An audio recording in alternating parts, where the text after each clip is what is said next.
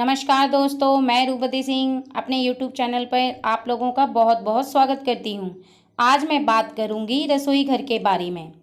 रसोई घर के बारे में ध्यान आते ही हमारे ध्यान में बस एक ही बात आती है, रसोई घर वहाँ जहाँ हमारे घर का खाना बनाया जाता है। बस हम सोचते हैं कि रसोई घर का इतना सा ही काम है कि वहाँ पर हम अपना भोजन तैयार करते हैं, लेकिन दोस्तों ऐसा बिल्कुल नहीं है। दोस्तों, हमारे शास्त्रों में ऋषि मुनियों ने ज्ञान दिया है, उसमें रसोई घर को मंदिर के बराबर माना गया है। दूसरी चीज मैं बता दूं, हम लोगों की बात तो छोड़िए, माता पार्वती जिन्होंने अन्नपूर्णा स्वरूप धारण किया था, उन्होंने शिव जी को थोड़ा सा अन्न दिया क्योंकि धरती के वासी भूख से बेहाल थे। इसलिए शिव जी को अनाज को माँ अन्नपूर्णा ने दिया और कहा कि जो इन नियमों का पालन करेगा जो मैं आज आपको बताने जा रही हूँ, तो वह कभी भी भूख से परेशान नहीं होगा और उसका घर हमेशा ही अन्न से भरा रहेगा। इस वीडियो के माध्यम से मैं उन नियमों का पालन करने के लिए आपको आज बताऊंगी। उस घर में माँ अन्नपूर्णा की कभी कमी नहीं होती जिस घर में इन नियमों का पालन होता है। और दूसरी चीज़ ये कि यदि आप इन नियमों का पालन नहीं करते हैं तो जीवन में विभिन्न तरह की परेशानियां आती हैं। आपके मन में ये बात आए कि ये तो बहुत ही छोटी बात है कि हम जैसे चाहें किचन को रखें, क्या फ़र्क पड़ता है हमारे भाग्य पर। एक चीज़ और आप लोगों को बता दूं, ध्यान दीजिएगा इस बात पर। कभी कभी आपने देखा होगा कि कई लोगों की राशि एक ही होती है और ग्रह भी ठीक उसी स्थिति में बैठे होते हैं, तो आपके सामने वाला क्यों इतना सुखी है और आप क्यों इतने दुखी हैं? क्या कभी सोचा है आपने? कर्म जो होते हैं जिससे हम अपने भाग्य को खुद ही छोटा कर लेते हैं। तो आज मैं उन्हीं बातों की चर्चा आपसे इस वीडियो में करने जा रही हूँ। यदि आप चाहते हैं कि आपका भाग्य उज्जवल हो, आपके जीवन में प्रेम भी हो और पैसा भी हो, बहुत सारी खुशियाँ भी हों, इन सब का रास्ता जो आपके घर के रसोई घर में है, क्योंकि वहाँ पर साक्षात माँ अन्नपूर्णा का वास रहता है। भगवान शिव जी से माँ अन्नपूर्णा ने ये बात स्वयं कही, जो व्यक्ति गृहस्थ जीवन में इन नियमों का पालन करेगा, मेरा उस घर में वास होगा, उनका भंडार गृह कभी खाली नहीं रहेगा।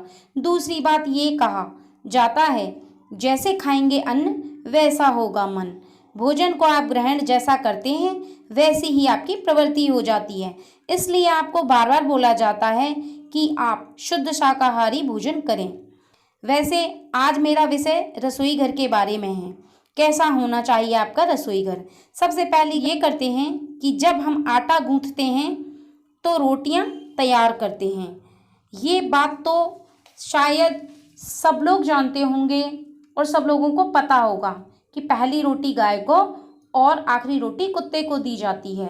पर रोटी बनाने के बाद हमसे जो सबसे बड़ी गलती होती है वो होती है ये कि जो आटा बचता है हम उसे फ्रिज में डाल देते हैं। एक बात बता दूं कि तैयार किया हुआ आटा जब हम दूसरे दिन उसकी रोटी बनाते हैं वह रोटी बनाने के लायक नहीं रहता।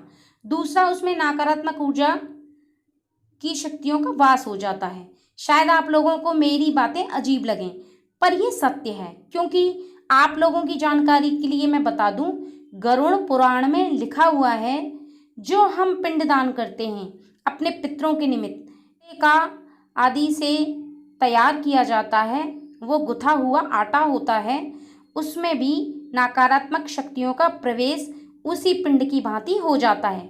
देखिए, मैं आप लोगों को डराना नहीं चाहती हूँ और ना ही मेरा काम है आप लोगों को डराना, इसलिए आप लोग डरे नहीं।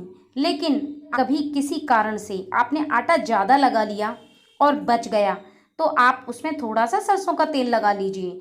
सरसों के तेल से आटा मुलायम भी रहेगा और फिर आप जिस उंगलियों से उस पर तेल लगाएंगे उसको गुथा हुआ जैसा कर लीजिए, गोल मत कीजिए, उंगलियों से उस पर निशान बना दीजिए। निशान बनाना अनिवार्य है, इस बात को आप ध्यान दीजिएगा। कारण ये होता है दोस्तों, जहां आपने गोला बनाया वहां पिंडों के निमित्त हो जाता है, तो पितरों के निमित्त नहीं बनाया पूरी रात के लिए आटे को रखना है तो तेल लगा करके उस पर उंगलियों के निशान बना दें, तब जा कर के वो आटा मनुष्य के ग्रहण के योग्य होता है। अन्यथा जहां आपने गोल पिंडी बना दी वो पितरों के निमित्त हो जाता है। इस बात का आप विशेष ध्यान रखें। और इस प्रकार की रोटियां जिस घर में बनाई जाती हैं उस घर में पितृदोष का होना पक्का है। दोस्तों, इससे घर में मांगलिक कार्य होना रुक जाता है। जैसे जिनकी शादी नहीं हुई है तो उसमें बाधाएं आती हैं, संतान की प्राप्ति के लिए भी अड़चनें आती हैं। इसलिए आप लोग इन बातों पर विशेष ध्यान दीजिएगा। एक चीज़ और ध्यान दीजिए कि रात को आप गैस को साफ करके ही सोएं। अगर आपको साफ कर दिया है फिर भी आप सुबह उस पर कपड़ा मारें और तभी चाय या दूध आप बनाएं। जैसे चाय बनाते हैं और या दूध गर्म करते हैं तो आप गैस को पहले साफ कर लीजिए। गंदी गैस पर नहीं कीजिएगा क्योंकि रात को गैस बासी हो जाती है। और आपने देखा भी होगा कि पहले के लोग जो चूल्हे पे खाना बनाते थे वो सुबह सूर्य उगने से पहले ही अपने चूल्हे की राख निकाल करके अपना चूल्हा पोत देते थे और तभी उस पर गैस चाय दूध या चाय बनाते थे, क्योंकि वह शुद्ध हो जाता है उससे और उस पर लक्ष्मी माता भी वास करती हैं। यानी गंदा चूल्हा जो होता है उस पर आप जो भी चीज़ बनाते हैं तो लक्ष्मी माता उस पर वास नहीं करती। एक चीज़ और बता दूं दोस्तों, आपके घर में बरकत नहीं रहती। जैसे घर में लड़ाई झगड़े होते हैं, हमारे घर में जब नकारात्मक शक्तियों का वास होता है तब हमारे घर में लड़ाई झगड़े होते हैं या बच्चे भी हमारा कहना नहीं मानते हैं। ऐसे में हम परिवार से शायद अलग हो भी सकते हैं पर बच्चों से अलग हम नहीं हो सकते। हम बच्चों को नहीं छोड़ सकते, हम बच्चों से दूर नहीं रह सकते, क्योंकि स्थिति चाहे कैसी भी हो पर हम अपने बच्चों को छोड़ना नहीं चाहते और छोड़ भी नहीं सकते। तो घर में ये स्थिति है तो इस स्थिति से बचने के लिए आप जो उपाय बता रही हूँ वो आप खासतौर से रसोई घर में कीजिएगा। रसोई घर में दक्षिण की दीवार पर आप एक लाल कलर का बल्ब लगा दें जो कि 0 वाट का आता है और इसे हर टाइम जलते रहने दें। इससे नकारात्मक शक्तियों का जो वास होता है वो नष्ट हो जाता है और समृद्धि भी आती है। एक बात और, ये बल्ब जल्दी जल्दी फ्यूज़ होता है तो आप भी इस बात का विशेष तौर से ध्यान रखें कि बल्ब चाहे कितनी भी बार फ्यूज हो आपको बार बार ला करके बल्ब को लगाना है। 1-2 महीने के बाद ही आपको अपने परिवार में बदलाव देखने को मिलेगा। नकारात्मक शक्तियों का वास घर में नहीं होता, नकारात्मक शक्तियाँ नष्ट हो जाती हैं।